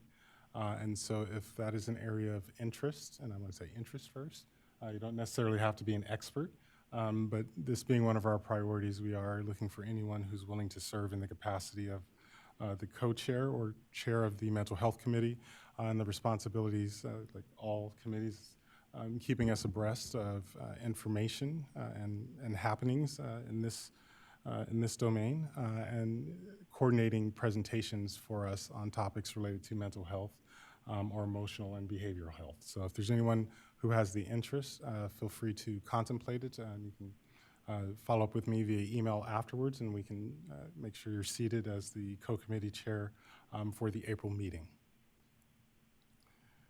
A note about the Bylaws Committee and Elections Committee. We are coming up on the time of year where we need to go through the process for electing our officers for next year.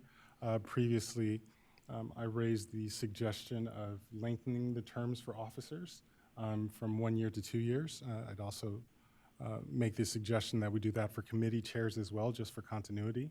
And full disclosure, I'm terming out in the coming months, so I don't have the opportunity to run for office, so this is not driven by any self-interest.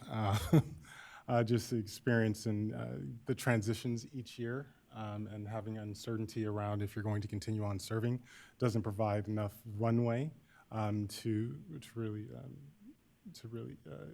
one, understand which way is up and get your feet firmly planted underneath you to really serve in both roles. And so that's a recommendation I previously made and started in on the bylaws and realized it's more involved than you might think because if you change one comma in paragraph 1, there's a cascading effect in a number of policies and components of our bylaws. And so what I would ask the bylaw co-chairs right now are Vice Chair Groff and myself. Note to self, stop signing up for things. And so what we will do between now and the April meeting is to work with State Board staff, Kate Dove, and CDE staff to make sure that the revisions to the bylaws that would accommodate that are consistent and clear, and we'll have those for your review in April. And so the Elections Committee will need that as they begin the process for nominating officers in April. So from our work with the Bylaws Committee, I don't believe this violates Bagley-Keene. I'll be or Denise or Kate maybe will pass on the proposed policies to the Elections Committee so that they understand any changes that they may need to incorporate into the nominations and elections in April. Everyone okay with that? That sound like a plan? All right. The other committee, I just wanted to raise a challenge that was presented to me in the month since our last meeting. There were two individuals who wished to make a presentation to ACSE. And I met with them and talked through their intended presentation. And they clarified the intent of their presentation for me, in that they were not seeking to make a presentation in any official capacity, but rather as parents who have been experienced in the system and supporting other parents. My response at that time was, okay, we have a process for invitations to present and how we structure our agenda, and that typically relies on statewide organizations or our liaison partners or organizations and agencies. And their response, and I want to appreciate the response from Deborah and David, if we are prioritizing parent voice and the only opportunity to provide a perspective is 1 minute during public comments, how are we really achieving our goals in that area?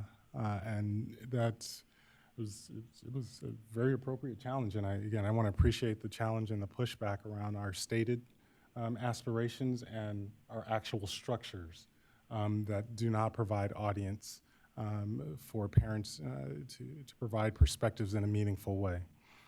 And I shared with the two leaders that I was speaking with some of the challenges around how do we structure an opportunity to hear from parents' voice that is productive in terms of our responsibilities as an advisory commission and honors the complex relationships that may be in place locally around decisions that are made around IEPs and services and different components of the experience.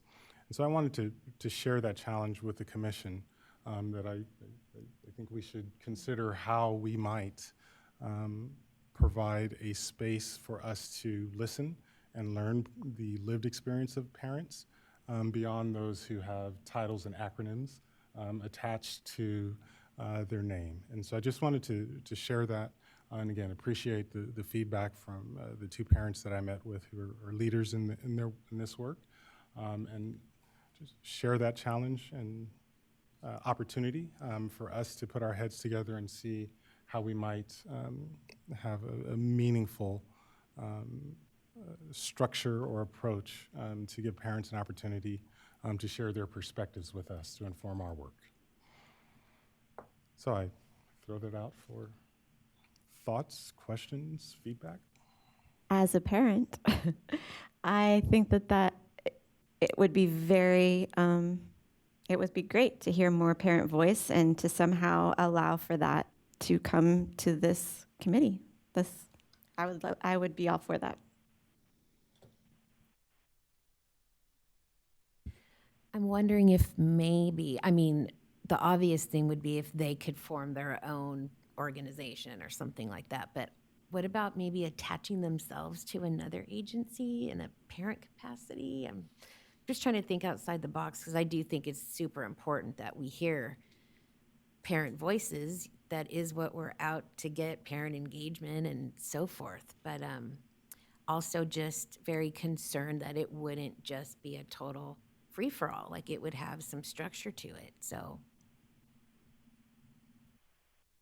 Another thought that just came to my head is if we allocated, a space, maybe once a year or twice, a meeting where we had a parent voice in a particular place, and there could be potentially a submission process for that.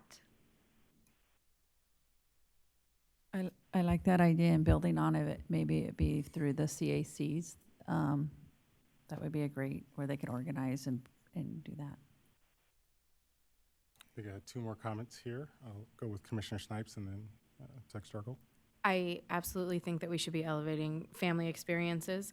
I also, just as we think about the structure that we might put in place, would love for us to keep at the forefront of our conversations and thoughts that access is a huge thing, that families may not be able to navigate attaching themselves to an organization. There may not be organizations available for them to attach to. So when we develop these structures, I think we're definitely going to want to have a framework for it, but we're also going to need to consider ways that we can be flexible in order to hear the most diverse voices as possible as well. I would like to also echo that, Commissioner Snipes. I think that's very important, is a lot of families don't feel very comfortable speaking at ACSE, whether it's a state agency or with an LEA and things like that. A lot of them don't know how, because a lot of these parents and families have been betrayed or broken by their own systems. So that's a huge barrier for a lot of them. And I think maybe having a safe group or something with them or having connections with them. And actually, I spend a lot of my time speaking with a lot of these families, and a lot of them say is this: we want the resources. The resources are up here, but how do we get the resources? And these parents want to share those voices. They want to share that. So I think that backing on to Commissioner Don is maybe allocating 2 of our meetings for something, or a brief, 30 minutes or something for family voices, and partnering with community-based organizations who work with families. I think CBOs are very helpful and very much. They're not just state agencies or state groups, they're CBOs, and they do work with family voices and things like that. I especially did a presentation with Kevin Schaefer with SEPTAR, and SEPTAR is the Special Education Parents Teachers Association, and groups like that, special education families like that, would really appreciate that. And I think that when we have family and student voice, we actually ask the question is, who asked for this? If it wasn't from the families and student voice perspectives, then who is this system really for? Is it for our policymakers, or is it for us? Because our system should design to work for us. We are the people, we are the voices. I was just thinking, we have our liaison set up already. Is it possible for us to become liaisons with families who would like to share their story in order for us to bring back that story? That might be a piece of the access for families who don't necessarily feel comfortable coming up on a platform like this, but for one of us or a couple of us from the commission to become liaisons with families and just open up to hearing stories and elevating as much as they feel comfortable of that story in our liaison time. So it's happening at every ACSE meeting, whether that's directly or indirectly. That could be an approach that we take. I may have missed this if somebody else mentioned it, but I was also thinking another access point could be through our family focus resource centers. I feel like that's a good entry point for a lot of families. Yeah, really appreciate, the thoughts that we've shared, and some of the pieces I want to uplift is, one, understanding the assets that are currently available to us, the structures that we can connect with, the family empowerment centers, the community-based organizations, the community advisory committees to solicit voices, whether they want to email something in. Additionally, Commissioner Snipes, as you were talking, I was thinking, as liaisons, we could challenge ourselves as commissioners between each meeting, connect with at least one family, understand their experience, and so that becomes part of our commitment, and our responsibility is to be informed with parents who are in the system that we could share during our liaison reports. I think trying to provide some structure so that we are focused, like if we have our 5 priorities, I may be asking, tell me your experience with literacy or in community schools or what you know about, and that can become the entry point so that we can kind of make sure that the voices that we're hearing, we can connect to the work that we have chosen to do as a commission.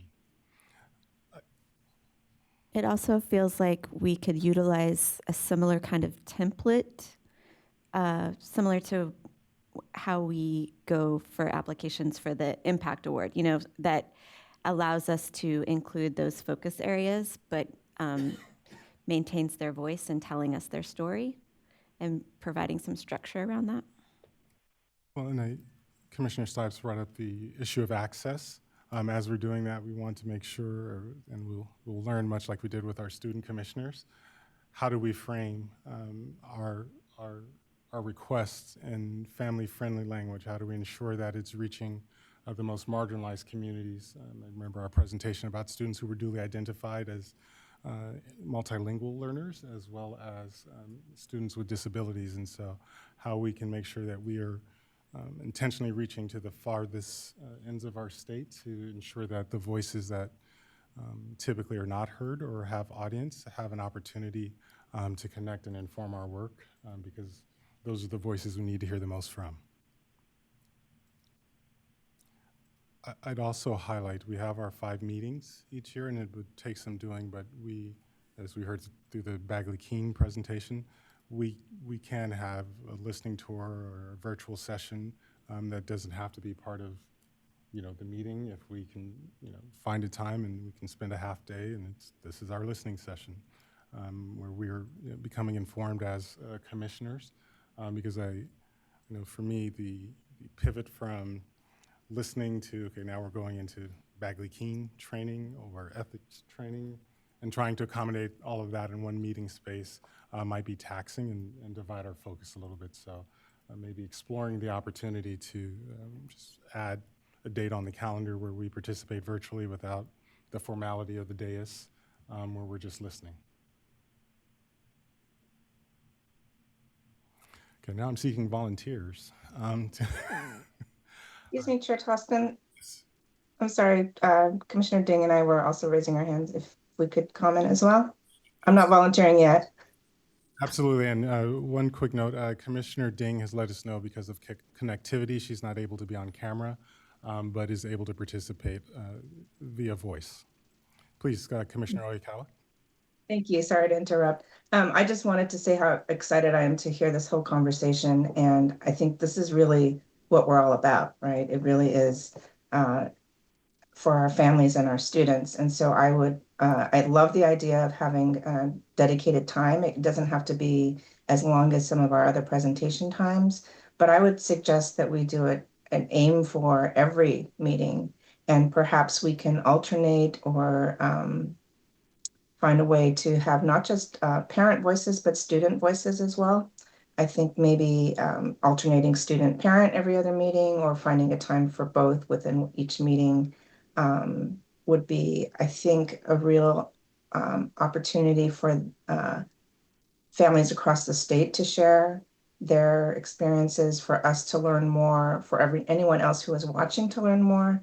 And I agree, the access issue is huge. I'd love, if families could, of course, partner with other organizations. But I don't, I agree. I don't think we need to limit it to that, but we could work with those partnerships to help get the word out that we're seeking input, seeking speakers, anyone to share their voice. And I would ask that we also make sure that we try to include all families with different language backgrounds as well, so that we have more of our state represented. But I think if we could do it either through the liaison committee for the student and family voice, maybe even equity committee can work together. But if we could, I think it was Commissioner Hamilton's idea of also kind of giving not a rubric, but kind of an idea of letting them know ahead of time, like what topics we're looking at, because otherwise families are like, what exactly do you want? So I think giving them some guidelines would be helpful, but of course not limiting to that. But anyway, I just want to say thank you. I love this conversation, and I hope that this is something we can get started. Thank you. Thank you. Commissioner Ding? Yes, I also just wanted to say I'm really glad that we're having this conversation. I feel like having that family voice is so important, and just such a happy or fulfilling part of in our community has just been sharing stories and seeing that you're not alone, and that others have gone through kind of the same things. And that visibility, I think, is just such a healing process. And also it really just builds that sense of community. I remember one organization in our community that's really active is the Parents Helping Parents. I know that it's based in San Jose, but I do believe that like they have a lot of virtual events as well, and in many languages, and they hold a lot of these for parents and for families, information, resources, etc. So I feel like they're one organization we can maybe reach out to or see how we could collaborate.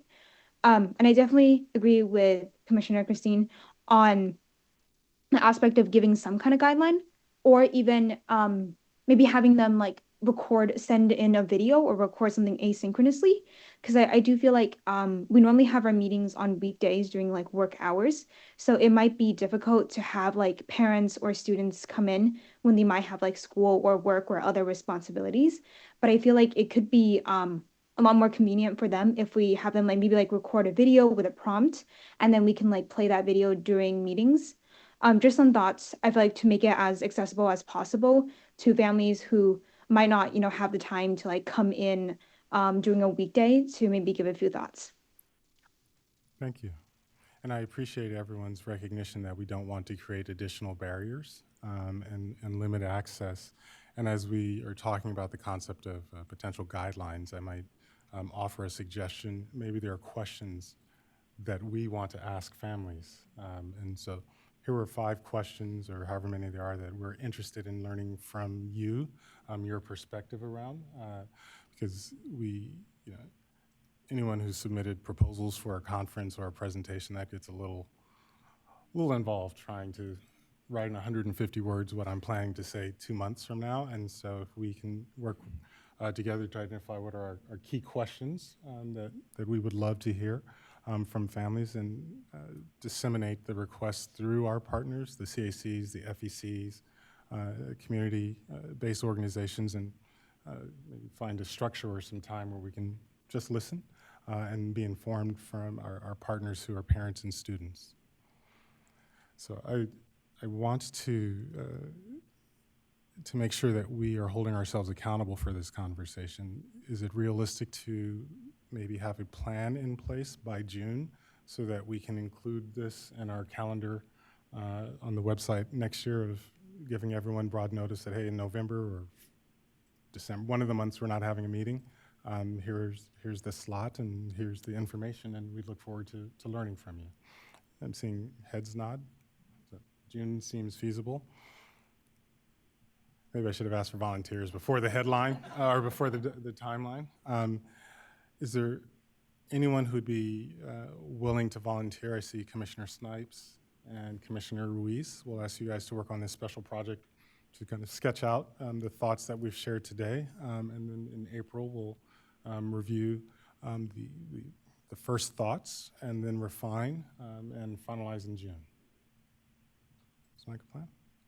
And I want to just acknowledge Deborah Comm and David Palmer for their very direct conversation with me that spurred this conversation.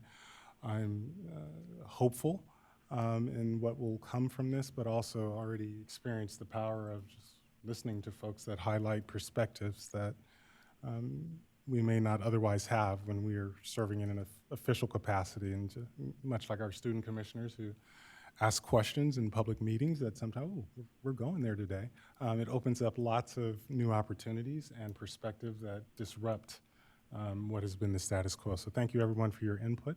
We'll continue these conversations and achieve our goal by June.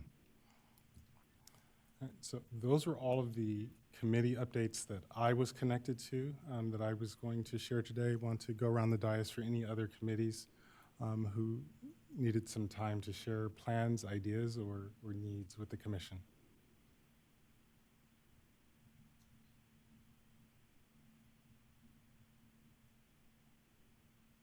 Okay. Next month in April, I'm committing Commissioner Hamilton and I, and you too, Chris. We're now in the window where we're going to start planning our annual report, and so we will need to touch base on that.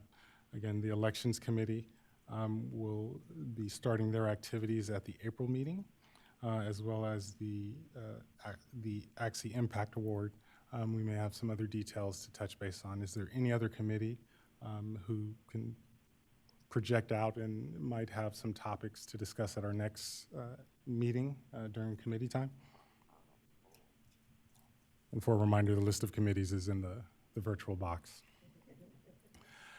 And to members of the public, full transparency, we had lots of great ideas at the beginning of the year, and then like all of us had life stuff going on at different times that disrupted some of our best thinking and plans. But we are committed to continuing to move forward and institute some of the structures that we've envisioned with our subcommittees with the commission. All right, so anything else for the good of committee time?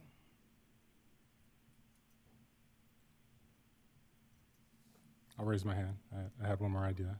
I would ask the co-chairs of the Policy and Ledge Committee, that's Vice Chair Groff and Commissioner Notch, if you could coordinate a presentation for us at the April meeting around anything related to policy and legislation that we should be tracking on or be aware of. The Equity and Inclusion Committee, Commissioner Oyakawa and Commissioner Snipes, I'd ask if you guys would facilitate a presentation in that domain for the April meeting as well. And wrapping up, we are looking for volunteers to co-chair the Mental Health, Emotional or Behavioral Health Committee, as well as our Assessments and Accountability Committee. So we have some vacancies. Commissioner Scott. Thank you. Commissioner Scott has volunteered to chair the Mental Health, Emotional and Behavioral Health Committee. And so we filled one of the co-chairs. If there's anyone else who would like to partner and work on this committee, feel free to do so after the meeting. Feel free to email me and we'll make sure we connect. And I'll connect you with the past chairs to kind of orient you around where the work was heading and some of the visions that they had for that committee this year. Thank you so much. Thank you. All right. Going once, going twice. Any additional comments? I thought I was chairing the Literacy Committee, and I thought, Don, you were co-chairing, right? Okay, I just want to make sure we have that. Yes. Okay. Did I ask you guys to facilitate a presentation for next? If I hadn't. Only because I had an idea for a presentation, so I wanted to make sure. Perfect. So yes, so planning for the April meeting, and I know we'll do more agenda building tomorrow, but we are reserving slots for the Policy and Ledge Committee, the Equity Inclusion Committee, Literacy Committee, and is there anything that I'm missing? The statewide system of support, but I think that that's covered with what we've moved to our next meeting. Okay. And what Commissioner Snipes is referencing is we had two presentations about the system of support that we are postponing till April, so those slots are filled. Possibly the Impact Award if the winners come up during April. Ooh. Yeah. I'm just filled with joy right now about how ahead we are on this. So any last comments, thoughts, questions, announcements? All right, so we all, I think everyone has something on their to-do list, maybe. So feel free to connect with Vice Chair Groff or myself if you needed a follow-up conversation. Again, while adhering to Bagley-Keene, and we look forward to our conversations in April.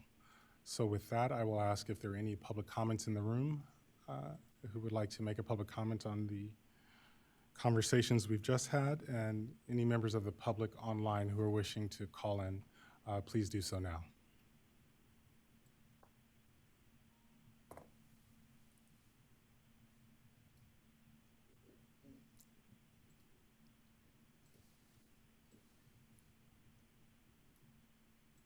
I found the magic button.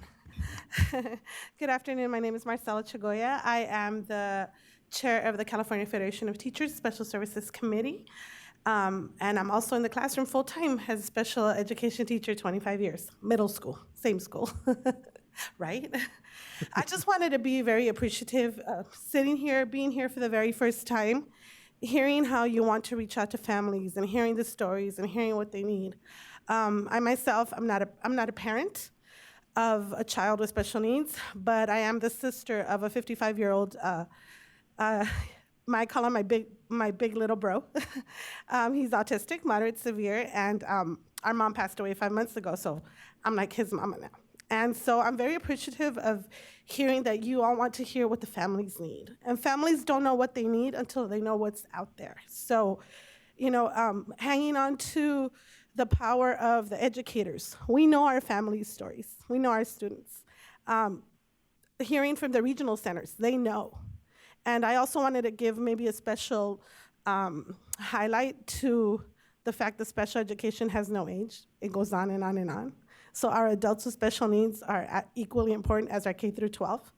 And so reaching out to those agencies that also serve adults with special needs is really important. Community fairs, like I said, regional centers, the big districts, those are really the hubs of the information. Because we educators, we have those stories. And those of us who are very near and dear, this is very near and dear to us, we have many stories because those are our community, right? The families of the children that we serve and the families of others who are like us. So I'm really thankful to hear that something's happening, some outreach, so that people know so that people can know what they need and see what they need in action. So thank you. Thank you.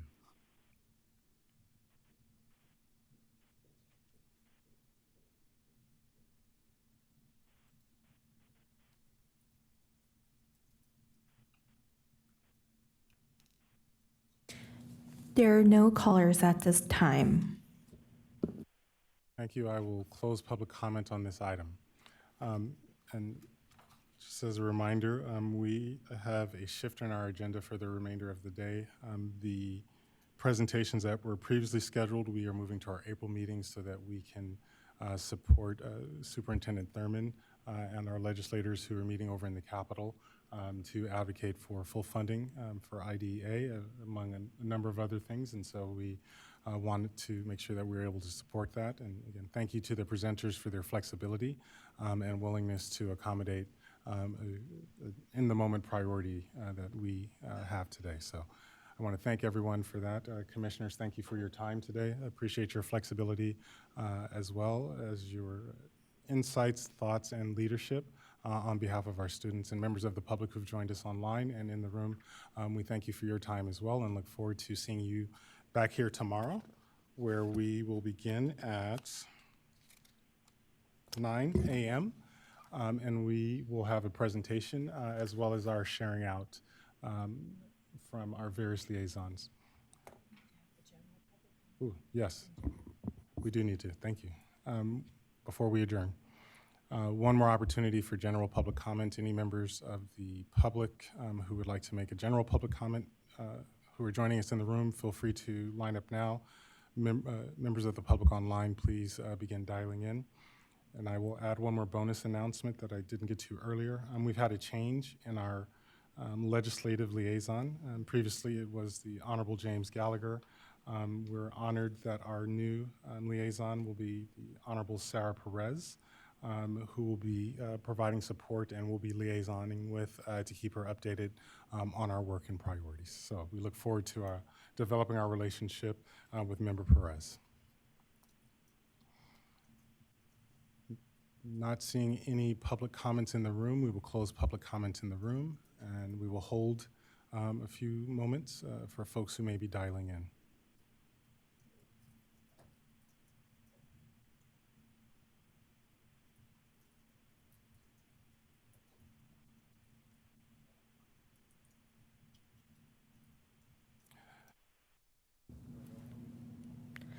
There are no callers at this time. Thank you, Grace. There are no callers at this time. So with that, I will close general public comment, and I will adjourn day one of the Advisory Commission on Special Education and hope to see everyone tomorrow. Thank you.